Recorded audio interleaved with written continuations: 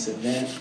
I want to thank the panel, and most of all, I want to thank all of you for coming here tonight. It says on a little program that I'm doing a prayer. I didn't know that I was doing a prayer. So, this is going to be somewhat of an interesting prayer. Now what? It's an expression I remember hearing growing up in North Jersey, usually at the moment of crisis. After my parents' divorce, I split time between my mother and my father. I spent my school year with my mom, and I spent the summers with my dad. And as I thought about what I would say tonight, I began to reminisce about those hot summers in East Orange, New Jersey.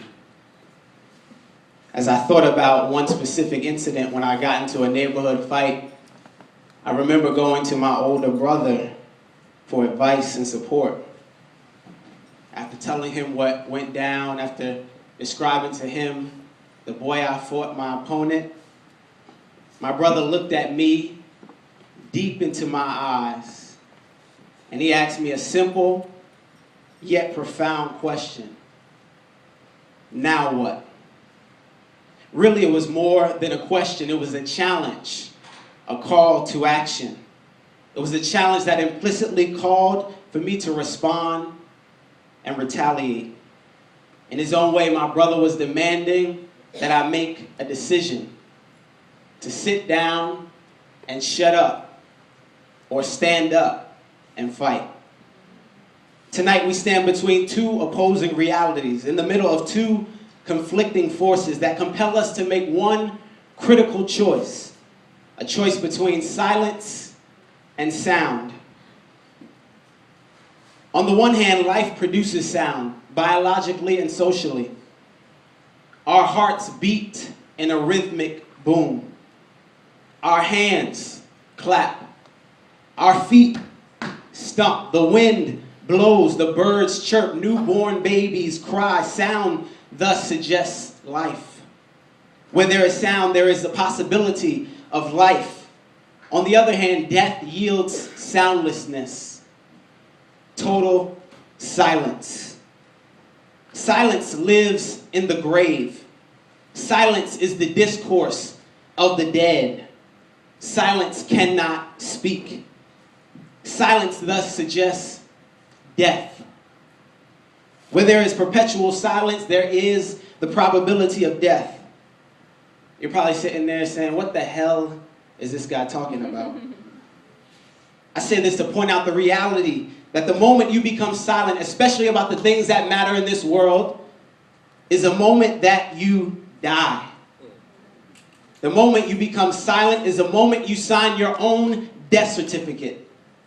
You see, silence that watches violence pass by is not just permitting evil, it is evil. Silence in the ugly face of American racism is evil. Silence in the presence of legal discrimination is evil. Silence in the wake of Trayvon is evil. Silence in the aftermath of the modern-day lynchings in Tulsa, Oklahoma is evil. And silence during a new Jim Crow, framed within the rhetoric of Reagan's war on drugs, but practiced within the reality of mass incarceration, is evil. In the words of that political prisoner and social prophet Mumia Abu-Jamal, it is the silent acquiescence of the millions that supports the system. When you don't oppose the system, your silence becomes approval. It is a deathly silence and the morbid indifference of the millions that feed and fuel the systems of mass incarceration and legal discrimination in our nation. This is the fight of our generation. What will you choose to do? To sit down and shut up, or to stand up and fight? Now, it's important to know that this fight for justice is built on certain moral and spiritual foundations. Matter of fact, I believe that we can learn something from every corner of religio-spiritual life. According to Surah 4, verse 135 of the Holy Quran, Allah demands that we, quote, stand out firmly for justice. Jewish tradition teaches us of a divine ancestral warrior who fought for the liberation of the Jews from Egyptian bondage and imprisonment. This liberatory narrative suggests that we must too fight for our brothers and sisters that are imprisoned by the American empire. Christianity, and I'm not talking about the commercialized Christianity. I'm not talking about the prosperity gospel. I'm not talking about call up on TV. I'm talking about the Palestinian movement. Christianity is contextualized within the life and teaching of a Palestinian radical and a Jewish revolutionary who was arrested, placed on death row, and executed by the Roman Empire. Thus, Christianity asks us this critical question: is it possible to love Jesus, a death row inmate executed by the state of Rome, and not love our brown brothers and sisters that are rotting in American prisons?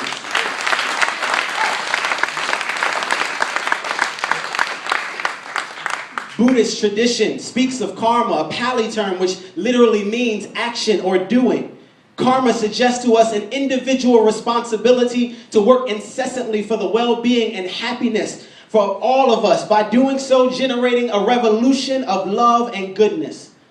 The nations of gods and earth, better known as the 5%ers or God bodies, call for those who are enlightened to teach the unenlightened millions who have been mentally imprisoned by systems of power and oppressive elites.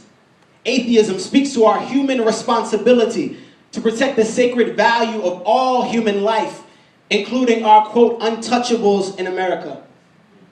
Despite our different faiths, it is our responsibility as a human race to work together to achieve justice and equality. We may come and have different faiths, but we are all of one family. In the words of Dr. King, we are held together in a single garment of destiny, caught in an inescapable network of mutuality. Whatever affects one directly affects us all indirectly. My brother called me when I was on the train on my way here, and I told him that I was going to be speaking closing remarks at an event about mass incarceration and legal discrimination. Before we got off the phone, he said, "You know what now?" I said, "What?" He said, "The more things change, the more things stay the same." Michelle Alexander, in her new book, The Jim Crow, puts it this way: new tactics have been used to achieve the same goals. Never in American history has this old adage been so valid and so true. For now, we live in an era of advanced technology but impoverished societies. Computers are more sophisticated, but our communities remain destroyed and dilapidated. We know how to tweet to the entire world, but we don't know how to say hello or to talk to the neighbor that lives next door. We have zero tolerance policies for troubled youth, but unregulated politics for greedy elites. We have a black president, but let's not forget the millions of prisoners, black and brown, and countless felons who have been disenfranchised, ineligible to vote in the upcoming election. If you think that blacks are doing much better, you are wrong. There are more black inmates in American prisons now than there were slaves in 1850. Slavery never ended. It has only changed forms and become more high-tech. Instead of plantations, we have prisons. Instead of lynch mobs, we have lunatics who dress up as neighborhood watch guards. Instead of Jim Crow, we have mass incarceration. We have post-racial rhetoric that claims America is a colorblind society. In reality, America is not a colorblind society, it is a blind society that closes its eye and turns its face towards Latinos and blacks, towards the poor, towards children, towards anyone that does not fit into the status quo, towards immigrants and gays, anyone that does not fit into the American status quo, their eyes are closed to and their faces turned from.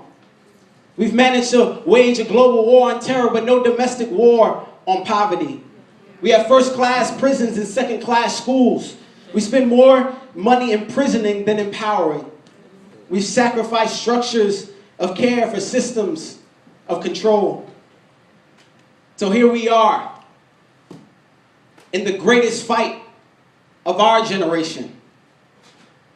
Here we are in a moment of national and community crisis.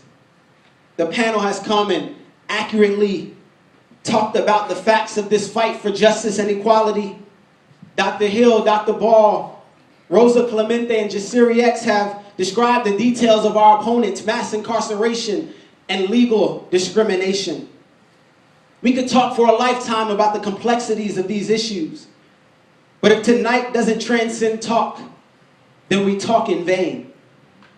I'm afraid if we never transcend the rally, then there will be no revolution. If we never transcend the march, then there will be no movement. What's a conversation without transformation? What's a rally without a revolution? What's a march without a movement? A rally is an event. A revolution is a lifestyle. A march is a demonstration. A movement is a mentality. While we wait, mothers of incarcerated babies weep. While we debate, prisoners rotting in American penitentiaries die both physically and psychologically. While we talk, black and brown bodies are tortured in solitary confinement and on death row. While we converse, black boys are criminalized in our suburbs and cities across our nation. While we rally, police rally up dark brothers and sisters around our nations into police cars and prisons. While we strive for the American dream on college campuses, black and brown inmates live an American nightmare in the so-called correctional facilities. While we stand here, Trayvon's body prematurely lies 6 feet under cold dirt.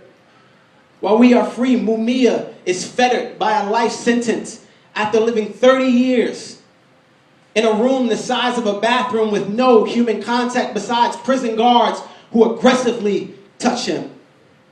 While we plan how to defeat mass incarceration, 3 families in Oklahoma plan funeral arrangements for their loved ones. We must have the intellectual courage of Angela Davis, the disciplined anger of Malcolm X, the inclusive dream of Dr. King, the radical love of Mahatma Gandhi, and the steadfast voice of Mumia Abu-Jamal. Now what? It's a pivotal question because it forces us to move beyond mere criticism and pessimism and move into movement and to action. Now what? Are you going to be simply a looker, or will you be a laborer? Are you going to sit around and watch? Are you going to stand up and work? Thank you.